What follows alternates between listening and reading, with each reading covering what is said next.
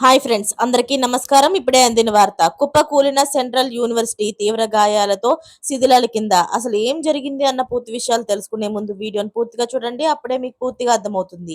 అదే విధంగా చాలా మంది సబ్స్క్రైబ్ చేసుకోకుండా వీడియోని చూస్తున్నారు. దయచేసి సబ్స్క్రైబ్ చేసుకోండి.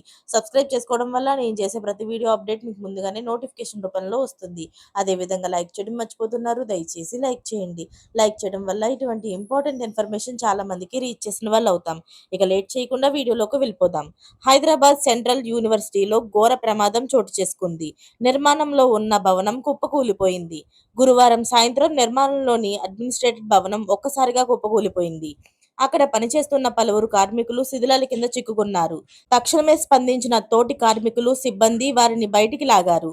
కాగా వీరిలో ఒక కార్మికులకి తీవ్ర గాయాలైనట్టు సమాచారం. సమాచారం అందుకున్న పోలీసులు హుటాహుటిన కార్మికుల్ని ఆస్పత్రికి తరలించారు. శిథిలాల కింద ఇంకా ఎవరైనా చిక్కుకుపోయారేమో అని పోలీసులు అనుమానిస్తున్నారు. సహాయక చర్యలు కొనసాగిస్తున్నట్టు యూనివర్సిటీ అధికారులు తెలియజేశారు.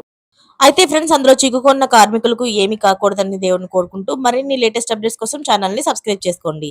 Thanks for watching friends.